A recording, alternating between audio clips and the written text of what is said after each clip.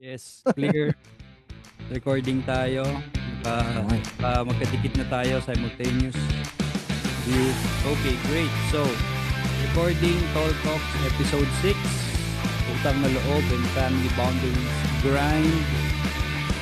Rolling. In 3, 2, 1. Hello everyone and good day sa inyo. Welcome to another episode of Tall Talks.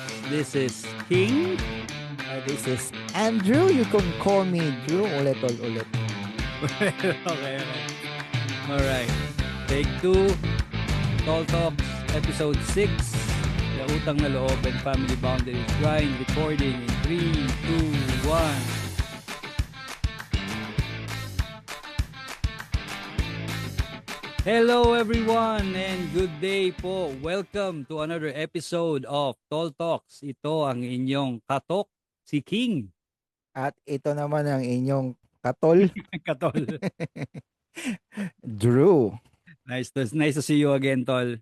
Another good talk that we're going to have today. Last time, ang pinag-usapan natin was about mga pangarap na naudlot. Now we're moving to a different topic and I think this is very interesting for most people. Especially sa mga katulad mo na OFW or naninirahan sa ibang bansa. Alam mo Tol kung bakit ko nabanggit na interesting because there is such a thing that I guess some Filipino OFWs feel pag sila ay umaalis papunta sa ibang bansa, lalong-lalo na para sa kanilang pamilya. You know, they do that for their family. And sometimes the reason why they're there is because they are the para bang breadwinner, tinalagang breadwinner ng kanilang pamilya. The savior, kumbaga. This is a natural thing and a normal thing that happens din Tol, no, na-experience ng mga OFW. I'm sure marami ka ring nakakausap na OFW na who shares the same sentiment. But on the other hand, merong isang characteristics I believe ang Filipino in general that is globally admired by other nationality. Ito yung the Filipino resilience, Tol. Let's talk about that kasi kung meron man na nagpapakita niyan, I believe yan yung mga kababayan natin na katulad mo, lumalaban sa ibang bansa. That's true, tol. Um, Maraming pagkakakilanlan Mhm. sa mga Filipino. Sometimes it becomes parang normal na tuloy na mag-sacrifice tayo. Just so that you get to show your resiliency. Parang, again, babalikan ko Tol ha. Alam mo naman na every year, bumabagyo dito sa Pilipinas. It kind of becomes normal the way we deal with difficulties that I would like to think na nagpapakita pa rin tayo ng resiliency, but now that resiliency becomes a trap. Na para bang, kaya nga nasabi mo, baha ka lang, Pilipino kami. I find that Tol as both good and bad. Good because we are able to move on, but bad because we're not able to move away from it. You know what I mean? Totoo yan. Marami sa mga kababayan natin dito sa ibang bansa na hopeful bago umalis ng Pilipinas. Kasi bagong opportunity, mabigat yun, tol. May mga chance talaga na may sundot na bigla mo na lang mamimiss yung mga mahal mo sa buhay. Gusto mo silang yakapin. Pero hindi mo kayang gawin. Diyan nalalabas yung pagiging lumalaban. Lumalaban ka sa paghamon ng pagtatrabaho sa ibang bansa. Yan, nakakabilib yan. Kasi hindi nasisira yung trabaho. No? Kaya ng mga Pilipino na sumabay sa agos ng buhay. Eto ngayon ang sa kabilang banda, Mhm. nagiging trap naman siya para makapagpadala. Magtitipid ng magtitipid. Titipirin yung sarili nila. Kasi nga naman, sayang, di ba? Imbis na ipag-enjoy nila para sa sarili nila, papadala nila yan sa mga mahal sa buhay. Kasi gusto nilang makita na masaya yung mga mahal nila sa buhay.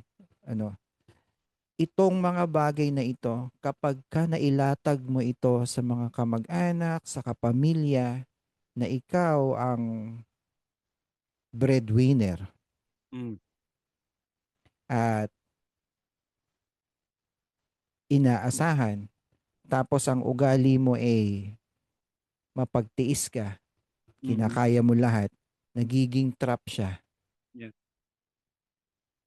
Trabaho ka lang ng trabaho, kaya minsan dumarating sa point na pagod na ako, ayaw ko na, uwi na ako. Yan yung ano tol, eh, 'no, yan yung mga unspoken emotional battle na pinagdadaanan ng mga ibang kababayan natin. They go through that by themselves. And yung resilience nila ngayon, now it's true, I agree, it becomes a trap because they're still there, they're gonna battle it by themselves. The thing is, nagiging cycle siya tol, eh. Tol, pag naging cycle yan, you do not know how much you were hurt. You don't know how much you're broken Mhm. deep within. You know what So I mean? Like, pagka ano, kasi may ano yan eh, may, alam mo yun, tiis ka ng tiis. mhm, Pero minsan magsho-short circuit talaga ang isip mo. Kaya merong mga kababayan din natin na hindi kinakaya, mhm. naipit sa trap, pero ayaw nilang umuwi kasi nga sinasabi nila sa sarili na kaya ko ito, sa sobrang dami ng problema, bumibigay.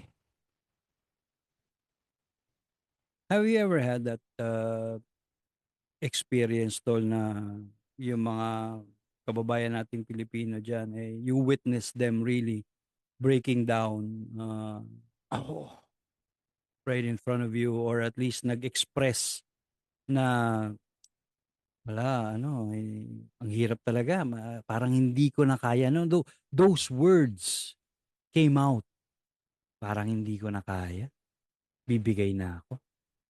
tol, minsan pagsakay ko ng double-decker bus, Okay. nasa telepono sila. Mhm, Kausap yung party sa Pilipinas. mhm, Nag nag nag nag nag ano siya na nagsasabi ng mga sama ng loob niya, she has to let it out. There should be a process tol din na karamihan sa mga OFW na kagaya na namin, no, na you should learn how to heal para balanse. yeah, true.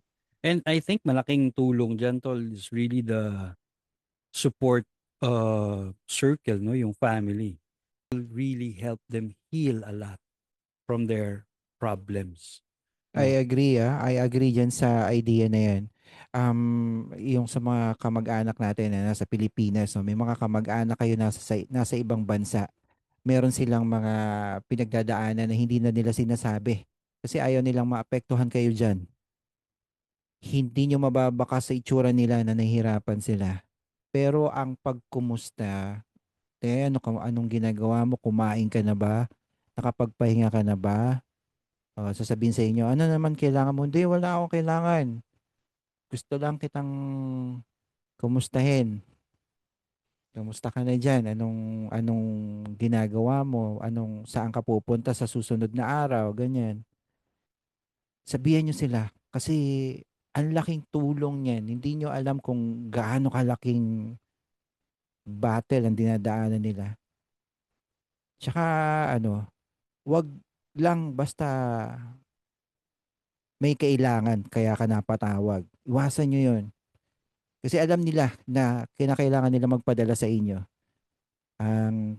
Pero ipakita niyo sa kanila na may responsibilidad din kayo sa pag-iingat ng perang pinapadala nila.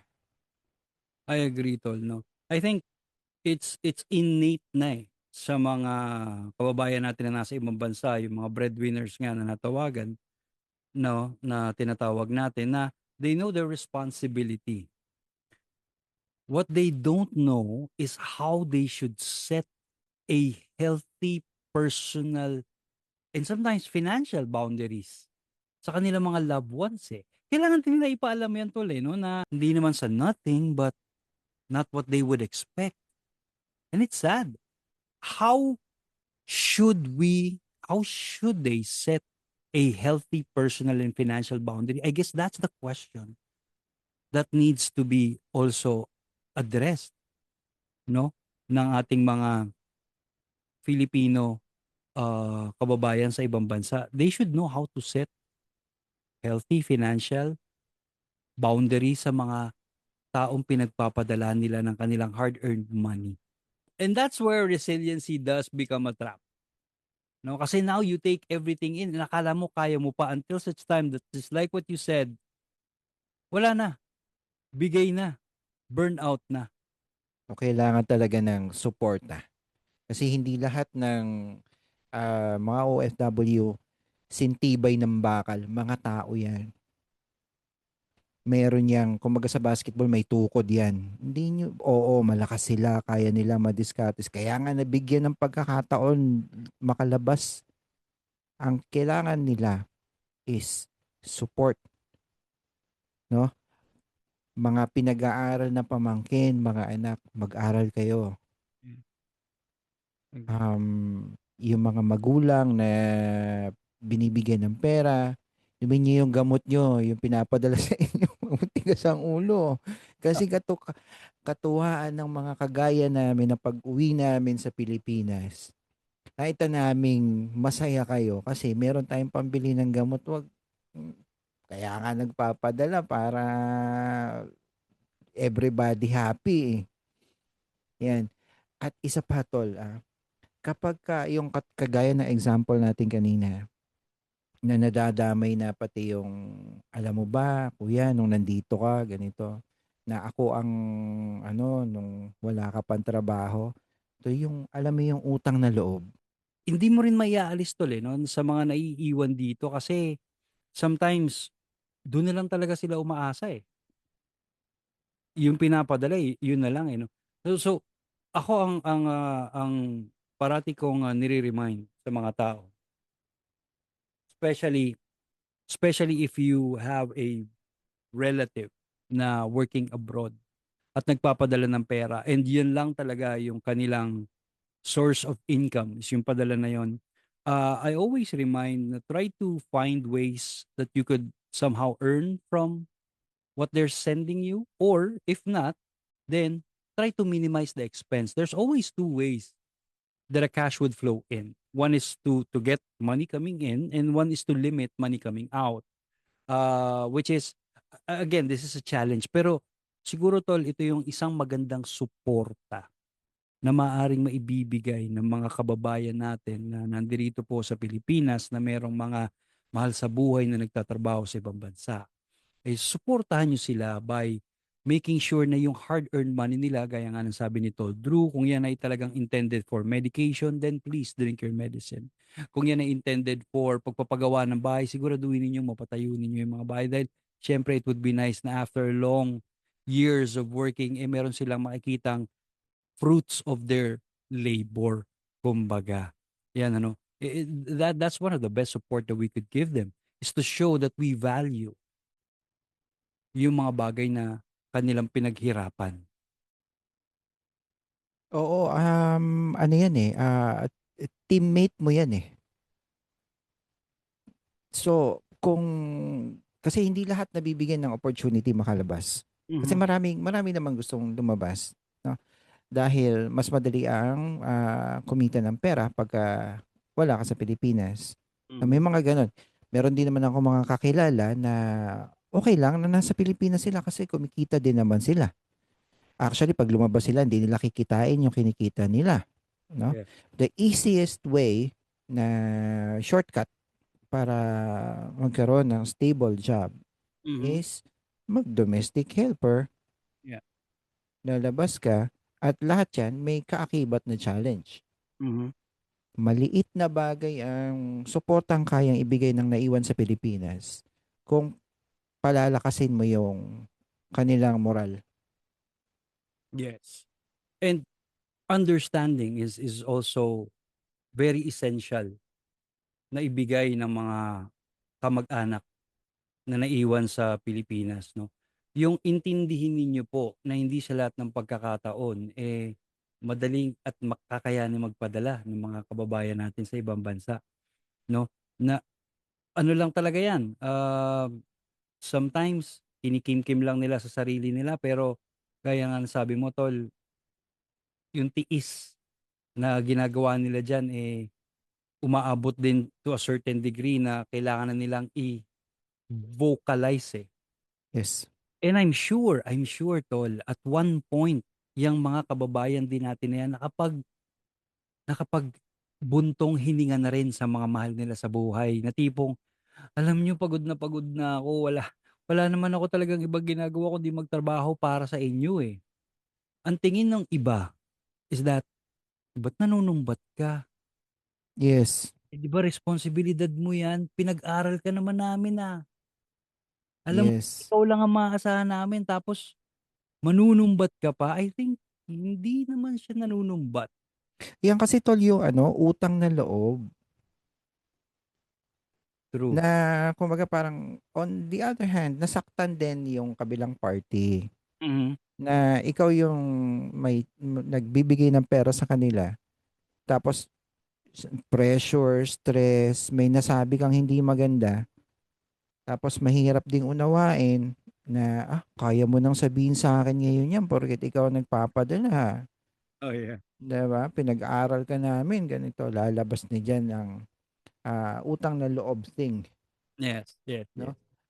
Which is nagiging trap din paminsan-minsan Eh, na yes, nandiyan 'yan. Alam ng mga OFW na kailangan nila magpadala sa Pilipinas talaga. Suportahan ang pamilya, no? gaya nga ng sabi natin 'no, para sa mga kamag-anak na naiwan dito, sa mga mahal sa buhay na naiwan dito sa Pilipinas, ang pinakamagandang suporta po mabibigay natin sa kanila is intindihin na minsan darating talaga sila sa pagkakataon na ganyan. Magsasalita sila, not to hindi para isumbat sa inyo, but just just so you know that they're tired also. Kasi hindi din naman nila puwedeng sabihin sa amo nila 'yan tol, 'di ba? Eh, Hindi mo puwedeng sabihin na, "Pagod na ako." Hindi, eh. They would like to say that. pagod na pagod na pagod na pagod na pagod. Hindi nila puwedeng gawin 'yun. Baka sabihin nung amo, "Oh, last day mo today." Oh, yeah, which is gano'n kabilis 'yan, 'di ba? So, if and when it does happen, uh, understanding goes a long, long way. Just be an ear. I mean, just be there to listen. Pakinggan niyo lang po sila. Maaring masakit, oo, pero may pinanggagalingan 'yan, eh. But believe me, after saying that, pagdating ng sahod nila, magpapadala pa rin 'yan tol. Kaya tol, hindi aabot sa point na kagaya ko, no? OFW, hindi aabot sa point na magbubuntong hininga pag masaya ako sa pamilya. Mhm, Kasi masaya ka na eh. Yung pinapadala mo, marunong mag-handle si Mister, marunong mag-handle si Mrs., marunong mag-handle si ate, no, si nanay, hirap utangan. Yung mga pinapadala ko sa kanya, ayaw niya ipautang sa iba. Yung mga bagay na ganyan, tol, tinatawa lang namin dito yan kasi good news yan eh sa amin dito eh. No? Ay, Oo, ang alam mo, pinakamasaya ko silang nakikita kapag nagde-day off sila tapos yung nakakalabas-labas sila, nag-hiking sila, mm, meron silang mga activity na mm, ginagawa sa labas. Yung iba diyan, yung iba sa mga kababayan natin na nasa simbahan nagse-serve. mm. Ang laking bagay ng mga 'yan ng malaking bagay na nagagawa 'yan para sa yung stability nung takbo ng isip nila. Wag lang, wag puro problema. Ay, hindi ko naman din sinasabi na, kuya, anong magagawa mo eh, talaga namang, ang hirap naman talaga dito sa amin, dito sa baryo namin. Wala na nga kaming makain. To sasabihin pa, te, kamusta ka na dyan? Gutom na ako. Hindi naman sinasabing gano'n. Kumbaga parang give and take yan. Yeah. Pasayahin mo muna yung magtatrabaho. No? Tapos It's true. kapag, pagka, di magpapadala yan, o di gamitin na maayos yung pera. Yeah, yes. I guess what we're trying to say sa mga nanonood at sa mga nakikinig, no, that we should be able to balance yung core Filipino value of giving, but at the same time dapat they should be open enough to understand those people na when it comes to a point na hindi na nila kayang magbigay ng so much, kailangan intact pa rin yung family closeness. Wag nating, don't let it be destroyed kasi that's the reason why they're there. It's because of the family closeness, and it would be sad naman na because they cannot provide anymore is mawawala yung family closeness. That's one thing important na gusto nating iparating sa kanila at this point kasi otherwise tama yung sabi mo tol eh, it's gonna become a trap. Pag wala na sila mapagsabihan, they're gonna be burnt out, and eventually magkakaroon ng sumpong yan eh. 'Di ba? Mm, So, for sure. so Ang hirap ng magsalita kay kuya, kay ate na, naku, may maririnig ka na pag sinumpong yan. yeah. Baka i-block ka niyan sa Facebook. Sige ka.